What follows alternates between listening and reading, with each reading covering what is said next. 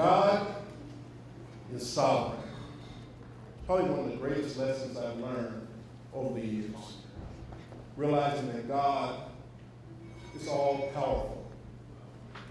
God is all knowing. Ultimately, God is in total control. And what he's been teaching me is to realize there is no compartmentalizing with the ministry that God has called us to walk in. God has opened up a door for me to lead and serve the community through what I call my new mission field, through youth football in a league called Northwest Premier that we founded a couple of years ago. This new league has given us an opportunity to walk with people from Seattle all the way out to Lakewood, Washington. Recent studies show that 98% of Americans either play, have a family member that plays, or know someone that is directly involved in sports. So it's one of the greatest avenues to connect to people. On the flip side of that, if we look at where the church is going, the church is in a constant decline in the U.S., while sports continues to grow. Recent studies show that 59% of millennials are leaving the institutional church.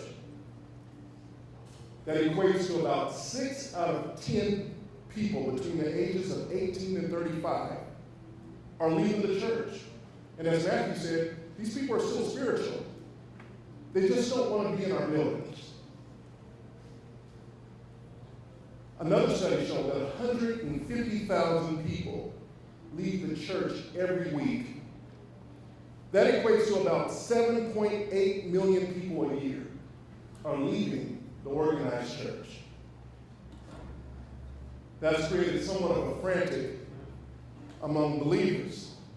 Churches are overwhelmed at what's going on. People aren't showing up. We're building programs and no one's coming. That's because there's some pressure that's happening. I call this pressure mission tension.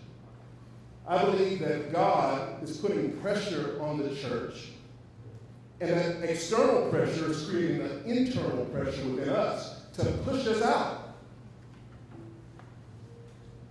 It reminds me of what Jesus said back in Acts chapter 1, verse 8, where Jesus shared with his disciples, "And you shall receive power when the Holy Spirit comes upon you, to be witnesses of me in Jerusalem, Judea, Samaria, and the uttermost parts of the earth." Peter stood up, as some of us may know, and preached a sermon in Jerusalem where over 2,000 people came to faith. The church was growing, they were excited. People were excited about what was happening in Jerusalem. Maybe even spread out a little bit to Judea, and then they got comfortable. People became complacent. And God allowed for persecution to come and hit the church. And if we were living in that time, we would say something is wrong. All these wicked people out here, what are they doing? But what if God really is sovereign and it was God's will pushing the church out? And we fast forward to Acts chapter 8. We read about Stephen being stoned. And this is where there was a pivotal shift with the mission tension. In this place, it caused disciples, everyone except for the apostles, left the city, left the region of Jerusalem. And they scattered. And there were some interesting things about the scatter of the people. They scattered to Egypt, Cilicia, all these other regions, not because they chose to go, but because God pushed them out. And as they began to go, everywhere they went, they preached the gospel. They lived the gospel. There was a movement. God's sovereign plan, God's sovereign will, was that the message would go beyond Jerusalem and Judea, but Samaria and the uttermost parts of the earth. God is in total control. Let me tell you a little story about my own missional tension. I had a little mission tension in my life about 6 years ago when my wife and I decided to let our 2 youngest sons play football. Now, I'm going to be honest with you. At the time, I was pretty stern as a pastor. You know, I would get upset when people in our church would show up on Sundays because maybe their kids were in sports or they wanted to stay home and watch the game. Like, wow, how could you not come and worship God? You're not at church because you're at a game. And this was the first time they played football. They scheduled a jamboree. It's a gathering of all the teams in the league will come and play these short little scrimmages. And there was over 5,000 people there, excited about what was going on. And I tell you what, after my wife nudged me a little bit and said, you got to show up for your kids. I had someone to fill in for me that week, and I showed up, and I'm going to tell you something, I liked it. But what I didn't like was some poor leadership.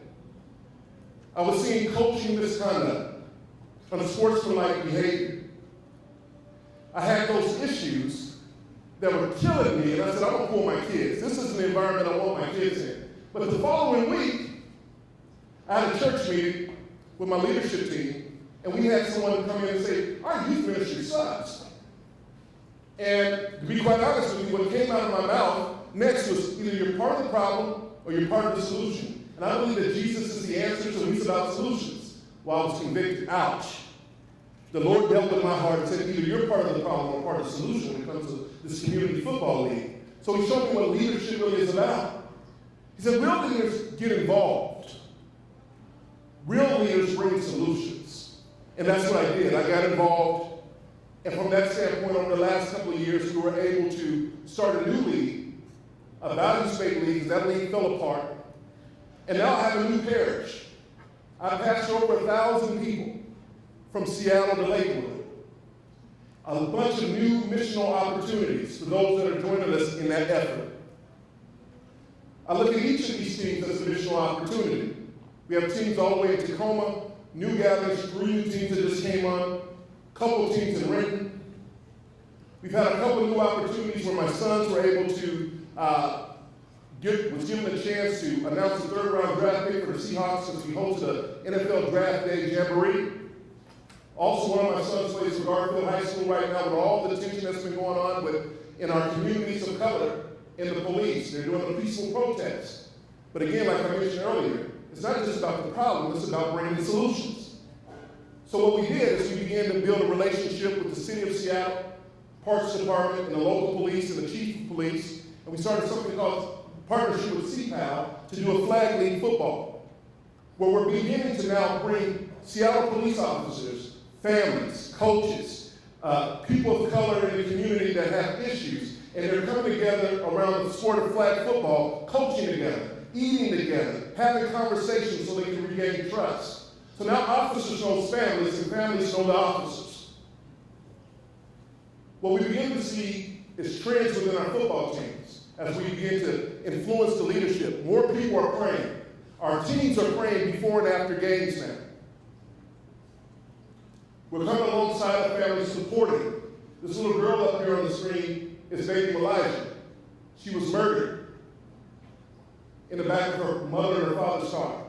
I had an opportunity to coach her older brother, walk with her mom and dad really closely. That other picture is a picture of CTEC, the team that her brother plays on. Now the police has built a relationship with them where everyone is caring for you. It sounds like church to me. They're caring for one another. Finally, what I want to share with you, if your church is like mine, my numbers have decreased on Sunday. But think about the largest gathering on Sundays. CenturyLink Field. A couple of years ago, we watched Russell Westbrook lead thousands of people in prayer. Even people that don't believe begin to bow their head and pray. So what I want to challenge each of you in your congregations, your churches, there's sports teams all around you. Get involved. There's opportunities for you to do mission wherever you are. God bless you.